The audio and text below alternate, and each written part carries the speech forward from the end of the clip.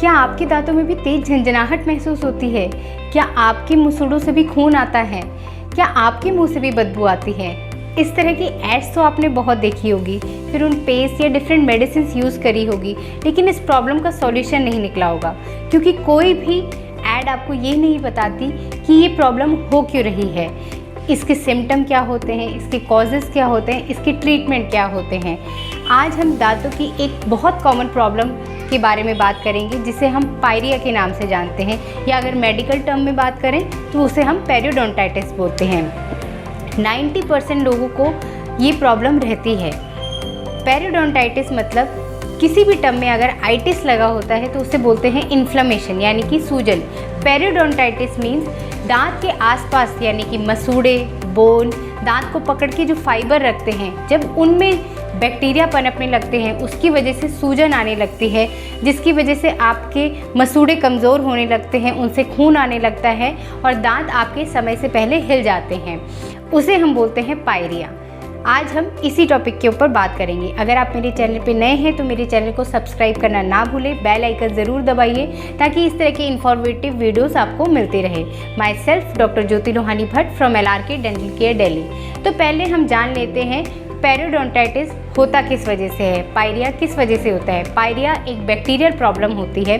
वैसे तो हमारे दांत में बहुत सारे बैक्टीरिया रहते हैं जो कि हमारे को बहुत हेल्प करते हैं, लेकिन कुछ बैक्टीरिया जब हमारे दांत के आसपास यानी कि मसूड़ों में जमने लगते हैं तो जो भी हम खाना खाते हैं वो उससे न्यूट्रिशन लेने लगते हैं और धीरे धीरे करके हमारे मसूड़ों को और दांतों को नुकसान पहुंचाते हैं, जिसकी वजह से हमारी बोन गलने लगती है एक समय के बाद और हमारे दांत समय से पहले ही हिलने लग जाते हैं।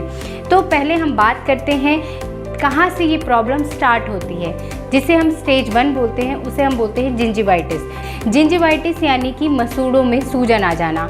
उसका कारण ये होता है कि जब हमारे दांतों में एक नॉर्मल लेयर रोज़ बनती है जिसे हम बोलते हैं प्लाक, लेकिन हम इम्प्रॉपर ब्रशिंग या इम्प्रॉपर ओरल हाइजीन की वजह से हम ये प्लाक की लेयर को नहीं हटाते, जो कि बैक्टीरिया को पनपने की जगह देती है।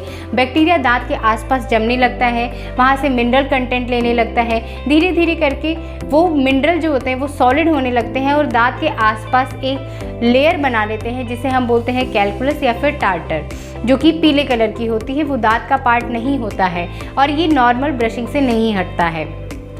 इसके अलावा जो सिम्टम होते हैं उसमें आपका स्टार्टिंग के टाइम से ही जब आपके दांतों से जब आप ब्रश करेंगे तो ब्रश में खून आने लगेगा, या फिर कुछ हार्ड खाते हैं तो मसूड़ों से खून आने लगेगा। नॉर्मली भी कभी कभी आपको लगेगा कि दांत से कुछ अनप्लीजेंट सा, कुछ अजीब सा फ्लूइड निकल रहा है जो आपको निगलने में अच्छा नहीं लग रहा। दूसरी चीज़, जो मसूड़ों कलर होता है नॉर्मली कोरल पिंक कलर के होते हैं, या नॉर्मली हम बोल सकते हैं पिंक कलर के होते हैं, जो ब्राइट रेड कलर के हो जाते हैं हमारे मसूड़ों का कलर।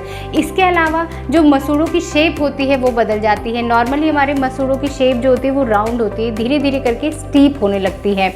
इसके बाद हमारे मुंह से एक बहुत गंदी स्मेल आने लगती है, किसी से बात करने में हमें एक असहज महसूस होने लगता है और एक अनप्लीजेंट सा पेन हमें खाते टाइम महसूस होने लगता है।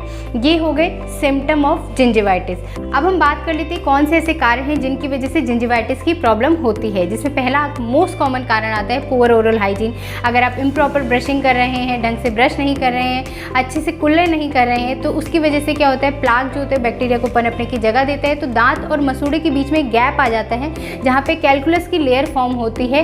मसूड़े की दांत के प्रति जो पकड़ होती है वो कमज़ोर हो जाती है और धीरे धीरे करके जो आपका दांत होता है वो वीक होने लगता है और समय से पहले ही हिल जाता है। दूसरा, डायबिटिक पेशेंट्स जो ऑलरेडी जिनकी बॉडी मेडिकली कॉम्प्रोमाइज़ होती है, जो इन्फेक्शन के लिए बहुत ज़्यादा प्रोन होते हैं, वो अपनी ओरल हाइजीन को अगर अच्छे से मेंटेन नहीं करें तो पायरिया की कॉमन प्रॉब्लम उनमें हो जाती है।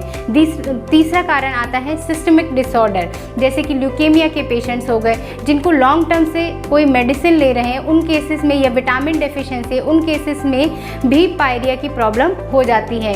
प्रेगनेंसी के केस में जब आपकी बॉडी में बहुत ज़्यादा हार्मोनल चेंज हो रहा है तो आपके मसूड़े बहुत ज़्यादा सेंसिटिव हो जाते हैं। अगर हम हल्का सा भी ब्रश करते हैं या धीरे से भी ब्रश करते हैं तो उसमें ब्लीडिंग होने लगती है, दांतों में तेज झंझनाहट महसूस होने लगती है। उस केस में भी आप ढंग से ब्रश नहीं कर पाते, ओरल हाइजीन मेंटेन नहीं करते हैं, तो आपको पायरिया की शिकायत हो जाती है। अब हम बात कर लेते हैं, ये तो हमने बात करी कि पायरिया किस वजह से होता है और क्या उसके लक्षण होते हैं। अब हम बात करते हैं ट्रीटमेंट ऑफ जिंजिवाइटिस, जिसमें पहला आता है maintain oral hygiene.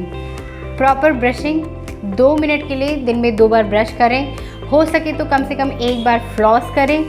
Mouth rinse करें, हल्के गुनगुने पानी में नमक डालकर 10 मिनट के लिए कुल्ला करें।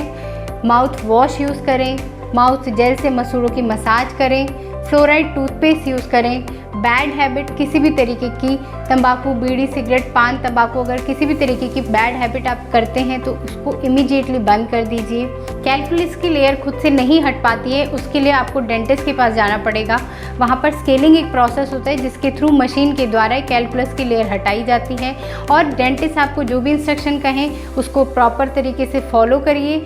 अगर वो आपको कुछ एंटीबायोटिक्स देते हैं तो उन एंटीबायोटिक्स का इस्तेमाल करिए। हर 6 महीने में डेंटिस्ट के पास जाकर विजिट करिए। अगर आप इनिशियल स्टेज में ही पायरिया की दिक्कत को रोक देंगे तो आपकी बोन और फाइबर्स ज़्यादा अफेक्ट नहीं होंगे, लेकिन अगर यही चीज़ को आप लॉन्ग टर्म के लिए छोड़ देंगे बिना मेंटेन करें तो धीरे धीरे करके आपकी बोन जो है वो गलने लग जाएगी। अगर आपको ये वीडियो इन्फॉर्मेटिव लगी हो, हेल्पफुल लगी हो, तो मेरे चैनल को लाइक, शेयर एंड सब्सक्राइब करना ना भूलें। ज़्यादा से ज़्यादा लोगों में शेयर करें ताकि और लोगों को भी आपके थ्रू नॉलेज मिल सके। अगर आपको किसी टॉपिक पर किसी भी तरीके की नॉलेज चाहिए तो कमेंट बॉक्स में लिख कर दे सकते हैं। मैं पूरी कोशिश करूँगी आपकी क्वेरी को सॉल्व करने की।